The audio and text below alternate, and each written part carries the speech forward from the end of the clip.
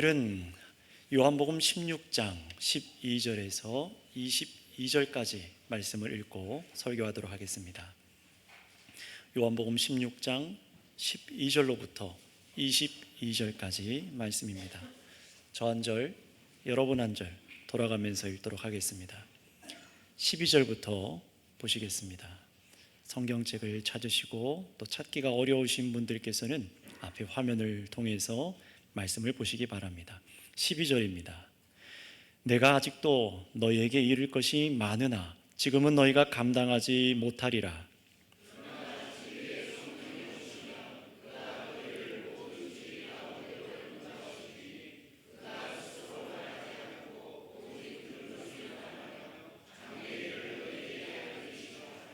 그가 내 영광을 나타내리니 내 것을 가지고 너희에게 알리시겠음이라.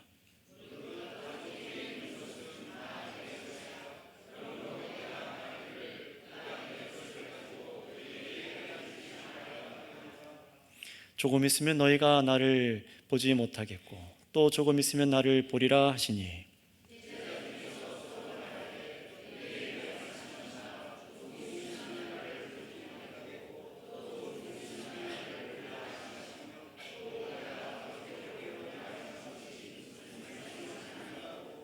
또 말하되 조금 있으면이라 하신 말씀이 무슨 말씀이냐 무엇을 말씀하시는지 알지 못하노라 하거늘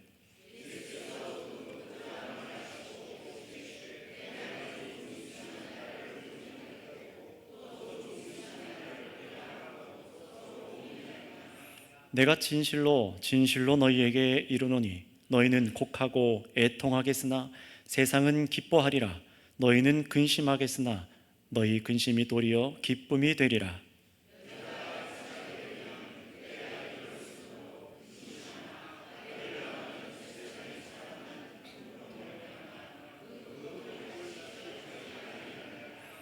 지금은 너희가 근심하나 내가 다시 너희를 보리니 너희 마음이 기쁠 것이요 너희 기쁨을 빼앗을 자가 없으리라.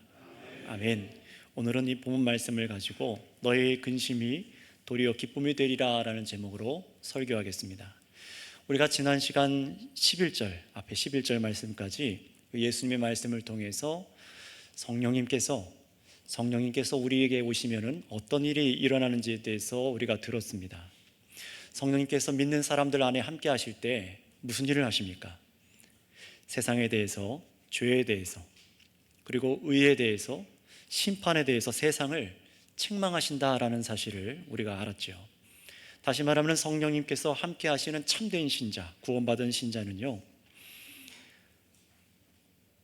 이 세상을 책망하시는 이 진리 때문에 성령의 사역이 계속해서 일어나기 때문에 이제는 전과 같이 살고 싶어도 똑같이 살 수가 없게 됐다라는 것을 의미하는 것입니다. 왜냐하면 성령께서 계시기 때문에 이 세상이 새롭게 보이기 시작하기 때문이에요. 그래서 전과 다르게 하나님의 진리를 선택하고자 하는 이 새 마음이 계속해서 내 안에 일어나기 시작합니다. 계속해서 살라고 말해도 내가 익숙하게 해왔던 일들인데, 그런 행동들인데, 그런 말들인데 마음이 계속 거슬려요. 어려워요. 더 이상 그 길로 가면 안 되겠다는 확신이 점점 일어납니다. 왜 그렇습니까? 성령께서 그 사람 안에서 계속해서 진리를 선명하게 비춰주시기 때문에 그렇습니다. 세상에 오셨다가 이 땅에 오셨다가 다시 돌아가신 하나님의 아들, 곧 구원자 예수님을 믿지 않는 것이 세상의 죄구나, 이것을 깨닫게 되는 거예요. 죄가 무엇인지를 알게 되니까 다시는 예수 그리스도를 멀리 떨어져서 살아갈 수가 없는 겁니다. 또 이 세상에서 참으로 의로운 분이 오직 예수님 한 분밖에 없다는 사실이 성령으로 믿어지기 때문에 그 다른 어떤 것도 기대지 않고 예수님께 마음을 다들여서 따라가기 시작하는 거죠. 또 세상의 임금이라고 말하는 그 사탄과 이 세상의 악한 질서가 심판받았다, 바로 이 말씀이 점점 그 심령 안에 깨달아지기 때문에 이 땅에 심판받은 세상의 문화를 따라가는 것이 아니라 오직 생명의 예수 그리스도를 따라가는 것이 옳구나라는 것을 이 마음으로부터 확신하기 때문에 계속해서 예수님의 길을 따라가는 것이죠. 그러니 이 세상 역사 속에서 하나님께 아들께서 오셨다 가신 그 일의 참된 의미가 무엇인가, 이것을 성령님을 통해서 깨닫게 된 사람은요, 전처럼 살 수가 없게 되는 것입니다.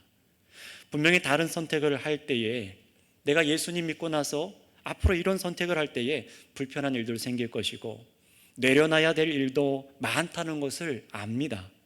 심지어 가족에게도, 아니면 이웃이나 직장 동료들한테도 미움받고 예수님 믿는 것 때문에 박해도 받을 수 있으며, 심한 경우에는 목숨을 걸어야 하는 것도 알고 있어요. 이런 고통이 있을 것이 뻔한데도 이전과 같이 사는 것을 택하지 않는 겁니다. 왜 그렇습니까? 성령께서 충만히 내 안에 역사해 가실수록 예수님과 함께 목적지를 향해 가는 것이 두려운 것만이 아니라, 두려운 길만이 있는 것이 아니라 기쁨이 있는 것이구나라는 것을 깨닫게 되기 때문입니다. 그러나 문제는 무엇입니까? 성령님께서, 하나님께서 아들을 통해 보내주신 이 성령께서 우리 가운데 임재하여 주시지 않는다면, 오시지 않는다면, 성령께서 함께 하시지 않는 사람은 이런 믿음에 도달할 수가 없다는 것이 문제입니다. 그래서 예수님께서는 12절에 이렇게 말씀하시죠. 내가 아직도 너희에게 이를 것이 많으나 지금은 너희가 감당하지 못하리라 라고 말씀하세요. 무슨 말입니까? 앞서서 예수님께서, 성령께서 이 땅에 오시면은, 우리에게 오시면은 세상에 대해서 책망하신다고 말씀하셨지만, 제자들은 그 말이 무슨 말인지를 그 당시에는 정확하게 이해하지를 못했어요.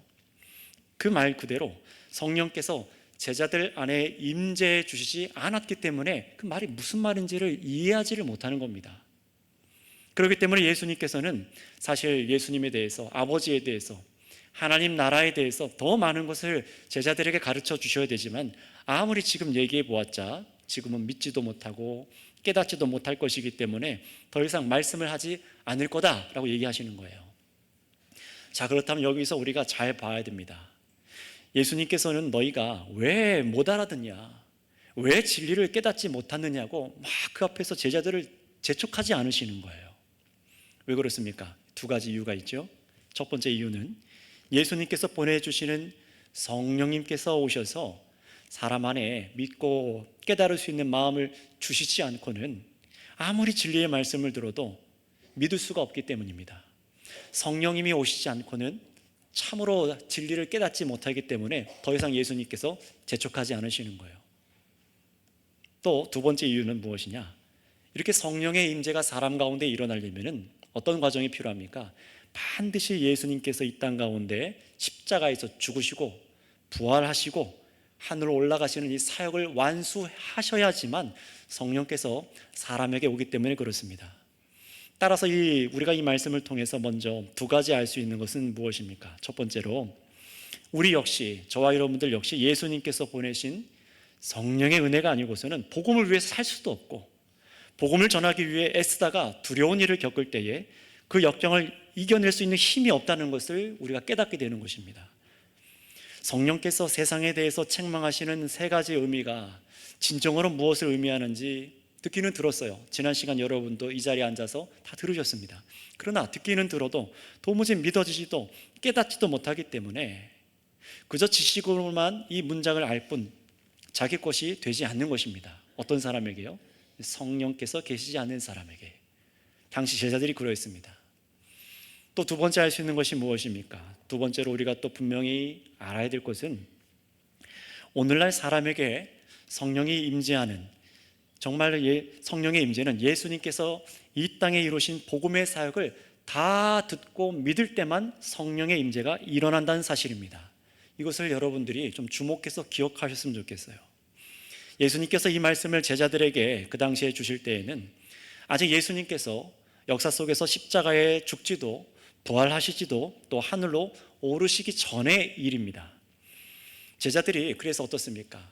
예수님 말씀대로 그 십자가에서 예수님께서 양손과 발에 못 박혀 죽는 것을 목격한 후에야, 그 이후에야 약속하신 성령께서 임재하시고 나서서 어떻게 됩니까? 이 죽음이 무슨 의미인지를 깨닫게 돼요. 예수님께서 부활하신 의미가 무엇인지를 그제서야 깨닫습니다. 승천의 의미를, 예수님께서 다시 아버지께로 돌아가신 그 의미가 무엇인지를 그제서야 성령 받고 깨닫지를 않았습니까? 바로 이런 것처럼 오늘날에는 예수님께서 이 땅에 오셨다가 가신 사역을 다 듣고 믿는 자에게 성령을 주시는 거예요. 물론 하나님께서 택한 사람만이 말씀을 들을 수 있고 또 믿으며 진정으로 회개해서 그렇게 성령을 받겠지만, 여러분 잘 기억하세요. 어떤 사람도 그 누구도 예수님께서 주신 복음을 다 듣지도 않았는데도 곧장 믿음에 이르거나 성령을 받는 법은 없습니다. 그냥 띄엄띄엄 교회 몇 번 나왔는데 성령을 받거나, 아니면 헌금을 많이 냈다고 성령을 받거나, 아니면 교회 오래 다녔으니까 그래 내가 너에게는 성령을 줘야겠다, 그렇게 하시는 것이 아니라는 겁니다. 그런 여러분, 이 두 가지 앞에 말씀드린 이 사실을 종합해서 한번 정리해 보면은요, 사람이 거듭나서 구원받기 위해서는 반드시 어떠한 과정이 필요한데 그게 무엇이라는 것이죠? 예수님께서 이 땅에 오신 것과 이 땅에 계실 때 주신 말씀들과 십자가 사건, 그리고 부활, 그리고 다시 하늘로 오르시기까지의 말씀을 분명히 들어야만 한다는 것입니다. 바로 그럴 때 어떤 일이 일어납니까? 그렇게 말씀을 온전하게 들을 때, 복음이 내 안에 온전하게 펼쳐지기 시작할 때서야 무슨 일이 일어나기 시작하죠? 내가 죄인인 것이 깨달아지기 시작해요. 아, 내가 죄인이구나. 이 세상에 처한 하나님의 진노가 사실 엄청난 문제이구나, 이 세상이 가장 중요한 문제구나라는 것을 이 복음 앞에 깨닫기 시작해요. 그와 동시에 어떤 일이 일어납니까? 동시에 살아계신 하나님께서 우리를 버려두시는 것이 아니라 크신 사랑으로 우리를 구원하기 위해서 바로 독생자 하나님의 아들을 2000년 전에 이 땅 가운데 보내주셨던 거구나 라는 것이 진실로 믿어지기 시작하는 거예요.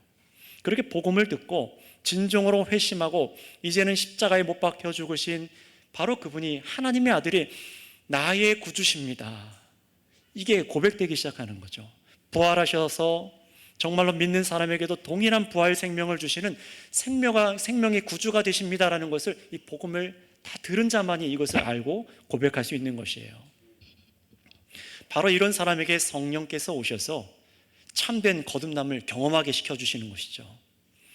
정말로 내가 죄사함 받았구나, 새 사람 되었다는 감사가 마음 깊숙한 곳에서부터 일어나는 거예요. 누가 가르쳐주지 않아도 아는 겁니다. 그리고 예수님께서 다시 죽음을 보지 않고 이 땅에서 하늘로 제자들 앞에서 올라가신 것처럼 다시 이 땅에 예수님께서 오시는 그날에는 믿는 자와 믿지 않는 자를 영원히 심판하실 것을 기다리면서 어떻게 사는 거예요? 계속해서 성실하게 복음을 전하고 예수님께 순종으로 살아가는 것입니다. 바로 이런 사람이 구원받고 성령이 함께하는 사람이라는 것입니다. 그러니 여러분, 믿고 구원에 이르는, 정말로 그런 구원에 이르기 원하는 분들 한번 잘 들어보세요. 내가 정말 믿음에 이르기 원한다, 정말로 거듭나기 원합니다, 정말로 믿어서 구원받기 원합니다 하는 분들은 결코 속지 마시기 바랍니다. 성령님을 어디 집회에 갔다가 누가 받게 해준다고 해서 그렇게 말하는 사람들이 있으면 거기서 빨리 뛰어나오셔야 되는 거예요. 여러분, 성령님은 내가 받고 싶다고 해서 받거나 또 돈을 낸다고 해서 받는 분이 아닙니다. 그분은 살아계신 인격입니다. 하나님이십니다. 내가 기도를 많이 해서 받는 것도 아니고 선한 일을 많이 해서 받는 것도 아닙니다. 여러분, 성령님은 오직 하나님께서, 아버지께서 택하여서 예수님의 모든 복음을 다 듣고 회개하고 진지하게 예수님의 생명을 나의 생명으로, 예수님이 나의 구주로 믿는 사람에게만 그렇게 성령이 주어진다는 사실을 말씀을 통해 기억하시기 바랍니다. 그러니 먼저 믿고 이미 성령께서 함께하고 있는 성도님들도 한번 생각해 보세요. 여러분들은 어떻게 성령과 함께 살고 계십니까? 어떻게 그렇게 성령과 함께 동행하게 되었는지 그 시작을 한번 생각해 보세요. 시간이 얼마나 걸렸든 간에 예수님의 복음을 여러분들이 띄엄띄엄 듣지 않았을 겁니다. 분명히 시간이 걸렸겠지만 예수님의 사역 어떤 몇몇 부분만을 대강 듣고 예수님을 믿게 돼서 성령 받았다, 그런 사람은 없습니다. 성경대로 정확히 예수님의 이루신 일을 듣고 믿게 되는 과정이 반드시 여러분 삶 가운데 있었을 겁니다. 주일학교부터 시작해서 청년의 시절에 장년이 될 때까지 뜨문 듣다가도 모든 복음이 짝이 맞춰져서 분명하게 선명하게 여러분 마음 가운데 제시될 때에 그때 여러분이 인격적으로 반응했다는 사실을 여러분이 기억하실 것입니다. 게다가 지금 여러분이 이 성경에서, 이 말씀에서 성령께서 세상에 대해서 책망하시는 말씀을 지난주에 듣고 이 말씀이 받아들여지고 믿어진다면 그것은 무엇입니까? 그것은요, 여러분이 남들보다 똑똑해서 지난주 말씀을 받아들이거나 잘나서 이 성령께서 세상을 책망하시는 것이 이해가 된 것이 아닙니다. 바로 약속대로 성령을 보내셨기 때문이고, 또 여러분 안에 성령을 두셔서 알게 하셨다는 사실을 여러분 이 시간 깨닫고 하나님께 감사하시기를 바랍니다. 여러분에게 이 말씀이 믿어지게 하시고, 또 이 본문 말씀 뒤에서 강조할 바로 그 기쁨을 얻게 되는 건 역시 성령에 계셔서 누리게 되는 기쁨이라는 사실을 좀 기억하고 말씀을 들으셨으면 좋겠어요. 자, 따라서 아직 믿음이 생기지 않은 분들을, 그런 분들이 우리 안에 계신데, 그런 분들을 조급하게 예수님을 믿으려고 하지 마세요. 내가 그냥 빨리 예수님을 영접할게요, 그렇게 하지 않으셔도 됩니다. 아직 여러분이 들어야 될 말씀이 남아있다는 겁니다. 진지하게 들어야 될 예수님의 복음의 사역들과 말씀이 있다는 것을 알고 부디 하나님의 말씀을 듣기를 게을르게 하지 마시기를 바랍니다. 물론 주일 말씀 몇 차례 빼먹었다고 큰일이야 일어나겠습니까? 벼락이 떨어지고 자동차 사고가 나고 그렇겠습니까? 또 주중에 공적 모임들에 참여하지 않을 수도 있습니다. 1년에 몇 차례, 한두 차례 교회에 와서 하나님 말씀을 들을 수도 있겠지요. 그러나 믿음에 이르지 못하는 책임이 바로 그런 여러분 자신에게 있다는 사실도 잊지 마시기 바랍니다. 하나님께서는 계속해서 부르시고 말씀을 전하는 설교자들을 통해서 이 지구촌 어디에서나 매 주일마다, 매 시간마다 하나님의 말씀을 통해서 여러분을 부르시고 가르치기를 멈추지 않고 계십니다. 그러니 또 오래 믿음 생활하였다고 생각했지만 말씀을 쭉 듣다 보니까 나에게 성령이 계시지 않다라고 판단되는 분들도 한번 생각해 보세요. 분명히 교회를 오래 다녔는데 나에게 성령이 계시지 않은 것 같아요. 그런 분들 생각해 보세요. 나는 정말 예수님의 모든 복음의 사건을 진지하게 받아들인 적이 있는가? 내가 듣는 설교, 내가 기억하고 관심 갖고 믿는 것이 굉장히 복음의 일부일 뿐이고, 그래서 내가 아는 복음이 군데군데 깨져 있는지를 여러분 이 시간 점검해 보시기 바랍니다. 왜냐하면 교회를 오래 다녀도 복음을 바르게 대하여 보지 못한 사람은 세상에 대한 하나님의 진노에 대해서 이해할 수가 없어요. 그러니 참된 회심에 이르지 못하는 겁니다. 얼마나 하나님께서 진노하시겠어. 진정한 믿음에 이르지 못하는 것이죠. 그래서 예수님께서는 복음의 사건을 다 마무리하시기 이전에, 그래서 성령이 오시기 전에 제자들이 예수님께서 앞으로 가르치고자 하시는 말씀이 무엇인지를 말해보았자 성령이 오시지 않았기 때문에 깨닫지를 못한다고 말씀하시는 거예요. 성령이 오셔야지만 이런 은혜들이 무엇인지를 깨닫고 살아갈 텐데 아직 성령이 오시지 않았기 때문에 너희가 지금은 받아들일 수 없어 라고 하시는 것이죠. 바로 그 말씀에 이어서 13절에 예수님께서 또 이렇게 말씀하십니다. 우리 13절 말씀도 읽고 확인해 볼까요? 13절입니다. 시작. 그러나 진리의 성령이 오시면 그가 너희를 모든 진리 가운데로 인도하시리니 그가 스스로 말하지 않고 오직 들은 것을 말하며 장래일을 너희에게 알리시리라. 아멘. 보세요. 성령께서 오시면 무슨 일을 하신다고 하십니까? 여러분들을 진리 가운데로 인도하신다고 예수님 말씀하셨어요. 이 진리가 무엇입니까? 진리는 곧 예수님의 모든 것을 말하는 것입니다. 예수님 그 자체, 예수님의 행적, 예수님의 가르침, 그 모든 것을 진리라고 하죠.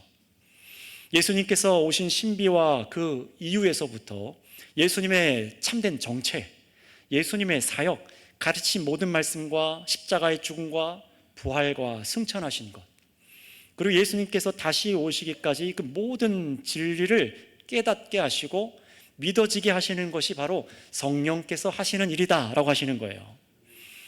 여러분, 그리고 오늘 말씀에서 금방 읽으신 13절 말씀에서 오해하지 말아야 될 표현이 한 가지가 나오지 않았습니까? 성령께서요 무엇을 하신다고 합니까? 장래의 일을 너희에게 알리신다라고 하시죠. 미래의 일을 알게 하신다는 거예요. 여러분, 이 장래의 일을 너희에게 알리신다라는 말씀의 의미는 무엇입니까? 그 의미는 예수님께서 십자가에 죽고 부활하신 후에 일어나는 일들의 의미가 무엇인지를 성령으로 진정으로 깨닫게 하신다는 아주 단순하고 간단한 말입니다. 그러나 이 말씀을 오해해서 생각하는 사람들이 있어요. 지난 주일날 잘못된 예로 들어드린 것처럼 마귀적으로 미래를 점치는 것이죠. 어디 가서 복권을 살까요? 어디 가서 투자를 할까요? 라는 식으로 자신의 사적인 유익을 성령을 통해서 알기 원하는 그런 것은 잘못된 해석입니다. 오늘 말씀은 그 얘기를 하는 게 아니에요. 그래서 예수님께서는 장래의 일을 알게 하시는 성령의 사역을 제자들과 우리들이 오해하지 않도록 15절까지 이렇게 말씀하시는 겁니다. 아버지 하나님 따로, 예수님 따로, 성령님 따로 다른 내용을 가르쳐서 알게 하시는 것이 아니라고 말씀하시는 거예요. 오직 성령님은 예수님의 영광을 위해서 예수님의 것만을 가지고 말씀하시는 분이다 라고 얘기하십니다. 심지어 아버지 하나님과 아들 예수님이 갖고 계신 것이 같기 때문에 성령님은요, 오직 누구의 것으로 말하신다? 예수님의 것으로 말씀하신다는 거예요. 다른 말씀하시지 않는다는 겁니다. 여러분, 그래서 이 사복음서 뒤에 가서 쭉 요한계시록까지 신약 성경을 모두 읽어보신 분들은 아시겠지만 예수님께서 이 땅에서 가르쳐 주신 복음과 사역이 아주 일치되는 것을 볼 수 있습니다. 그래서 보세요. 계속해서 예수님께서 가르치신 것과 뒤에서 사도들과 제자들과 초대교회들이 살아가는 것이 다릅니까? 다르지 않습니다. 아주 일치하는 거예요. 그 이유가 무엇입니까? 또 오늘날까지도 2000년이 지났음에도 불구하고 계속해서 이 말씀을 통해서 똑같은 믿음에 이르게 하고 똑같은 삶을 살게 하는 계속해서 교회를 일으키고 계십니다. 그 이유가 무엇입니까? 바로 성령께서 함께 하시고 가르쳐 주시고 계시기 때문입니다. 성령의 사역 때문에 이것이 가능하다라는 거예요. 심지어 구약 성경 역시 어떻습니까?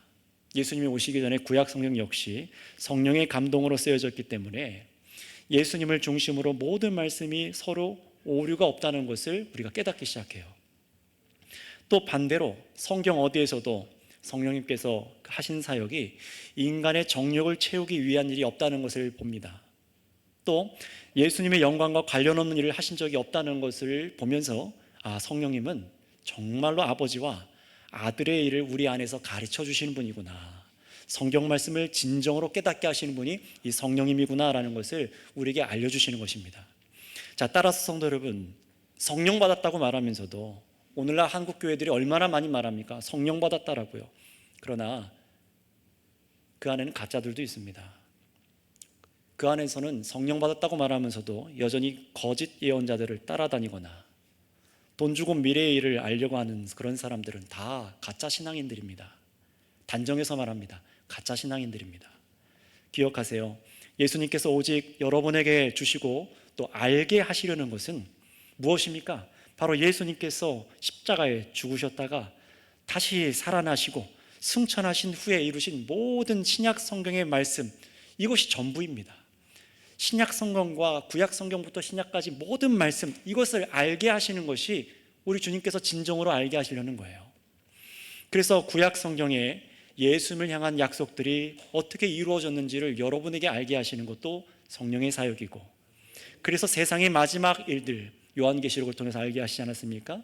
세상의 마지막 일들과 결국이 어떻게 되는지 그 장래의 일들을 다 성경에 계시하여 주셨고, 이 모든 말씀을 우리가 믿고 깨달아 알게 하신 일이야말로 바로 성령께서 하시는 일이라고 약속하시는 것이에요. 그러니 여러분, 예수님께서 주신 완전한 계시 무엇입니까? 성경 말씀이죠. 성경 66권, 이 성경 말씀을 알고 믿으려고 하지도 않으면서 나의 사적인 개인적인 미래나 대한민국이 처한 미래의 일들이나 기타 다른 것을 점치려고 하는 것은 교만이고 불신앙이라는 것을 기억하시고, 성도 여러분, 그런 유혹과 생각을 꼭 피하시기를 바랍니다. 그게 안전하게 주님을 따르는 거예요. 자, 그렇다면 여러분, 예수님께서 당장에 이 땅에 남아서 살아갈 제자들에게 알게 하시려는 미래는 무엇이었을까요? 우리 그 힌트를 먼저 16절 예수님 말씀을 통해 확인할 수 있습니다. 예수님께서 이 땅의 제자들에게 당장에 알게 하시려는 장래의 일이 무엇이었는지 우리 16절 말씀 한번 읽어보도록 할까요? 시작. 조금 있으면 너희가 나를 보지 못하겠고 또 조금 있으면 나를 보리라 하시니. 아멘.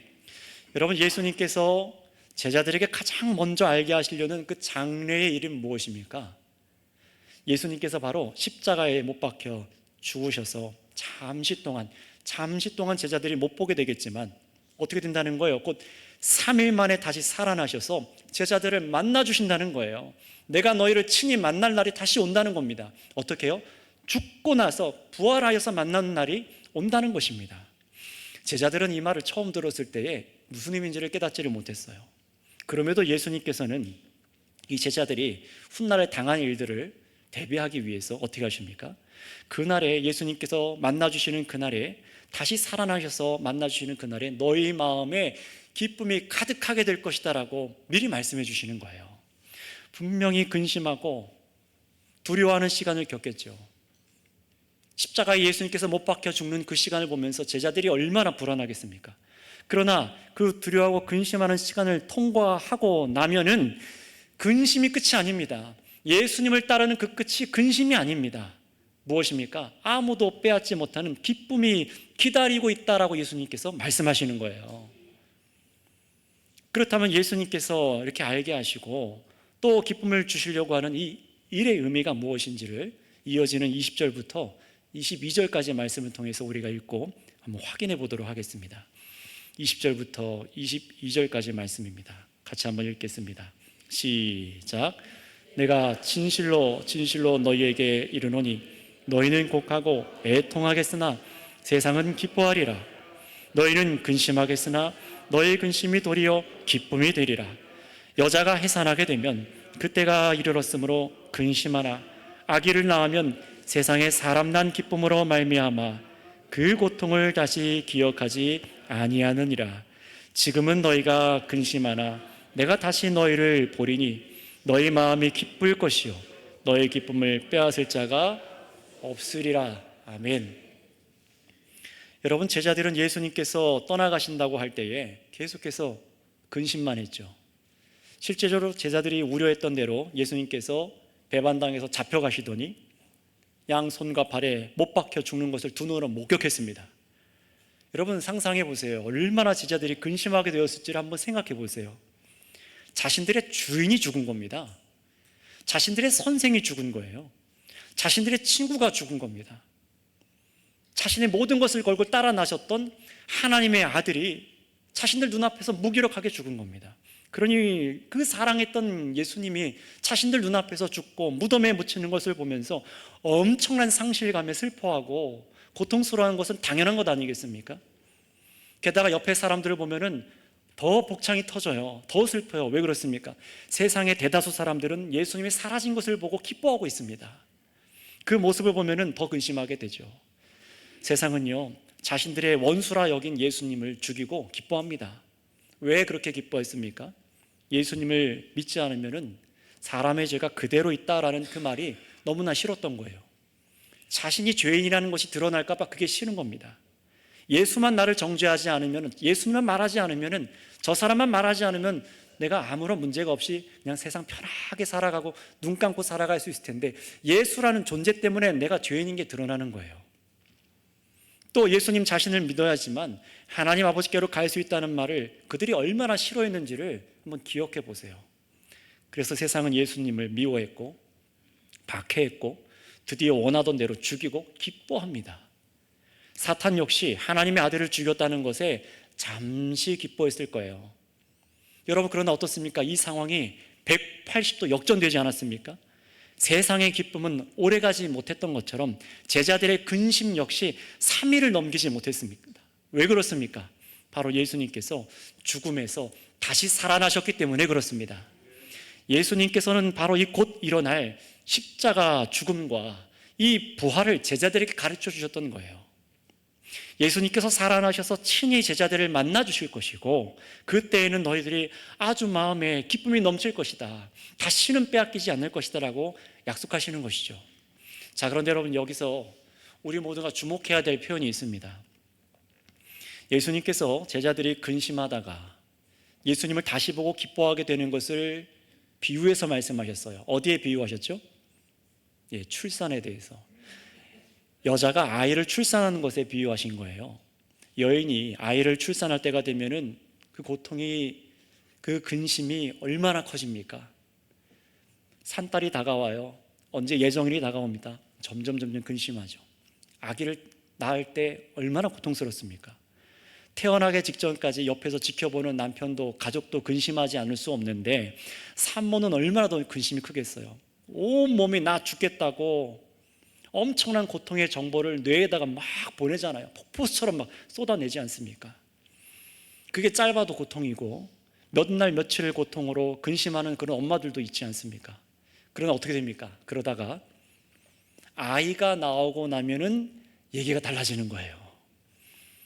저희 아내도 첫째 아이를 낳고 아기를 품에 안고 느낀 감정을 얘기해 준 것이 있는데 아직까지 그 말이 저한테 기억이 납니다. 너무 아이를 낳을 때 너무 고통스러웠는데 아이가 나온 순간 그렇게 시원하고 아픔이 느껴지지 않더래요. 저는 잘 몰라요. 근데 그게 뭔지는. 너무 시원하고 고통이 다 잊혀지더래요. 너무 고통스러웠는데 아기가 나온 순간 바뀌는 거예요. 물론 사람들마다 통증이 더 있느냐 없느냐는 다 다를 테지만 이제 전과 같은 근심은 하지 않게 되는 것이죠. 왜 그렇습니까? 이미 아이는 세상에 나왔고 이제 세상에서 이전에 없던 새로운 생명이 나온 것을 기뻐하는 거예요. 이전에 없던 인격이 나와 함께 눈을 마주치고 나와 함께 교감을 하고 대화하고 함께 살아갈 것이기 때문에 이 새 생명을 만난 기쁨이 출산한 엄마들에게 있는 것이잖아요. 바로 제자들이 예수님을 다시 만날 때 기쁨이 바로 이러한 것이다라고 가르쳐 주시는 겁니다. 왜냐하면 예수님이 죽고 나서 근심하게 되는 것은 여인의 출산 때처럼 잠시뿐이고 그 후에 엄청난 기쁨이 기다리고 있으니 바로 새 생명으로 세상에 나오신 예수님을 보고 기뻐하는 것이 영원할 것이라는 거예요. 그러니 두려워하지 말라라고 하시는 것이죠. 고난을 견디라는 거예요. 예수님을 따라가고 붙잡고 살아가는 그것을 견디라는 거예요. 여러분 생각해 보시기 바랍니다. 제자들이 고통 뒤에 보게 되는 것이 무엇입니까? 출산의 고통을 겪은 아이를 낳은 엄마들처럼 이 세상에 전혀 없던 새로운 생명을 마주치는 것 아니겠습니까? 분명히 자신들이 알던 예수님이세요. 그러나 예수님의 몸은 더 이상 죽지 않는 몸입니다. 영생의 몸을 보는 겁니다. 인간의 몸이지만 하나님 아버지께 나아갈 수 있는 거룩한 몸을 마주하여 보는 것입니다. 이 세상에서 한 번도 본 적이 없는 몸이에요. 다시는 죽음이 가둬둘 수 없는 아주 새로운 몸을 제자들이 마주한다는 것입니다. 예수님께서 제자들에게 약속한 대로 나를 믿는 자는 죽어도 살 것이고 살아서 믿는 자는 영원히 살 것이라 하셨던 대로 바로 영생의 예수 그리스도, 영원한 생명이 자신들 앞에 있는 것을 두 눈으로 보게 된다는 거예요. 세상이 그토록 죽이고자 했던 예수를 죽이는데 실패했다는 것을 보게 되는 것입니다. 그러니 여러분, 그때에 무엇을 제자들이 깨닫게 되는 겁니까? 나의 주인이 죽지 않았으며 그냥 피하다가 안 죽은 게 아니라, 죽은 것 같았다가 안 죽은 게 아니라 분명히 죽었는데 다시 살아나셨다는 것을 보는 거예요. 나의 선생의 가르침이 계속되겠구나라는 것을 깨닫는 겁니다.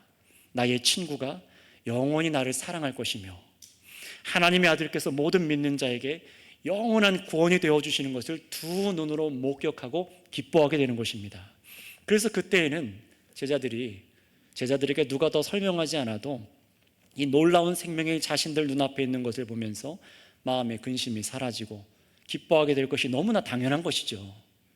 예수님은 바로 그러한 기쁨을 미리 가르쳐 주시고 바라보도록 하시는 것입니다. 여러분, 이것이 바로 기독교인들의 참된 기쁨이 여기 있는 것입니다. 그냥 교회에 오래 나와서 그냥 안정적인 어떤 삶을 꾀해서가 아닙니다. 분위기가 주는 평안함에서 내가 있는 기쁨, 그런 거 아닙니다. 집에서 혼자 있느라 적적했는데 교회에 나오니까 북적북적 사람들이 많고 만나고 어디도 놀러 갈 수 있고 사람 만나는 것 때문에 기뻐서, 그게 기독교의 기쁨이 아닙니다. 도덕적인 몇 마디를 듣고 실천했을 때 유익이 있는 것, 그것이 우리의 진정한 기쁨이 아닙니다. 여러분, 우리의 진정한 기쁨은 무엇입니까? 다시 살아나신 예수님 앞에 서는 것이에요. 부활하신 예수님이 정말로 누구신지를 알고 만나는 것입니다. 거기서 기쁨이 솟는 건 아니겠습니까?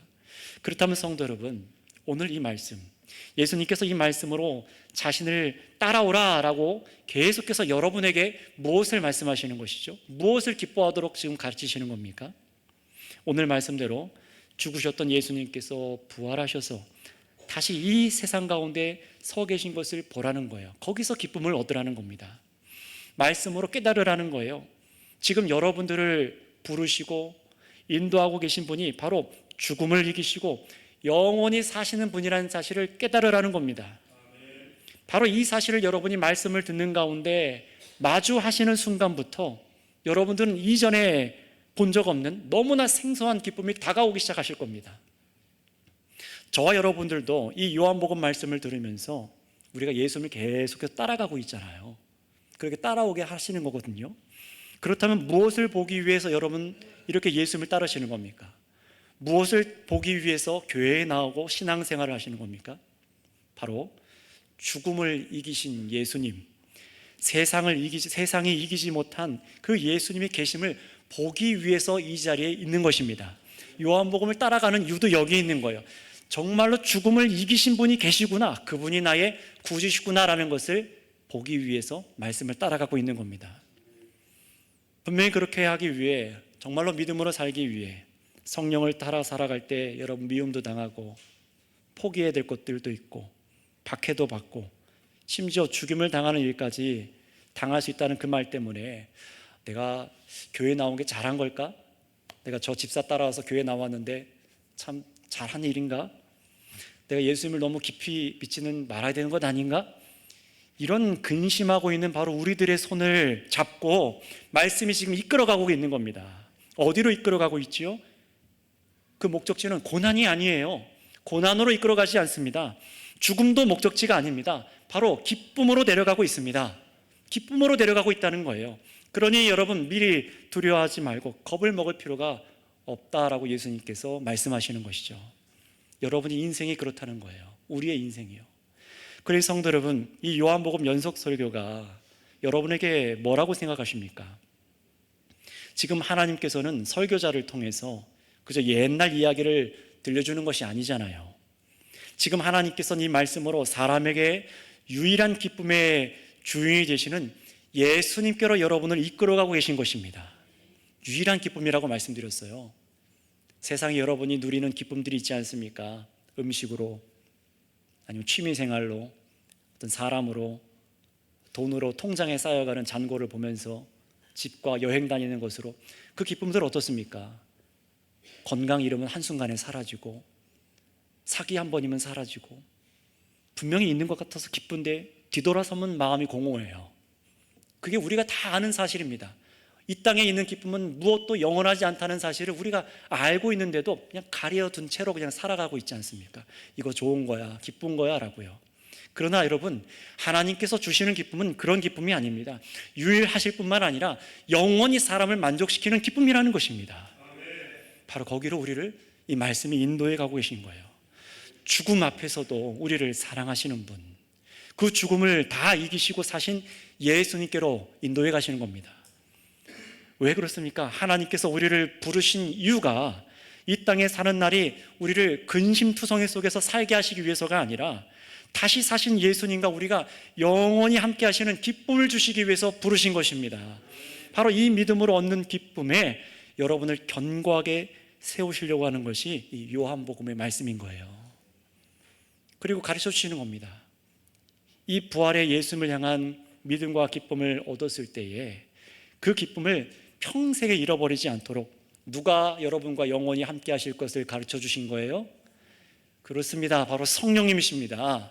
성령께서 오셔서 제자들과 함께 하실 것을 가르쳐 주신 거예요. 제자들이 이 말을 처음 듣는 순간에는 물론 깨닫지를 못했어요. 무슨 말인지 몰랐습니다. 하지만 예수님께서 죽고 부활하신 후에 그 만난 기쁨이 제자들에게 계속해서 점점 커질 수 있었던 이유가 무엇입니까?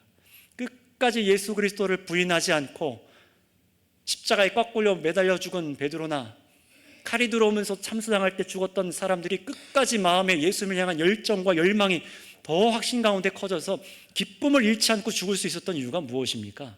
바로 그들에게 성령이 함께 계셨기 때문에 그렇습니다. 이 세상의 참된 지식을, 참된 진리를 성령께서 그들 마음의 확신으로 갖게 하여 주셨기 때문에 그런 거예요. 바로 그 기쁨, 그 힘으로 우리가 세상에서도 이길 수 있는 것이죠. 그러니 여러분, 예수님 믿는 것에서 우리가 기쁨을 얻는다면 그것은 부활하신 예수님을 만나는 것이 먼저입니다. 가장 이것이 시급한 일인 거예요.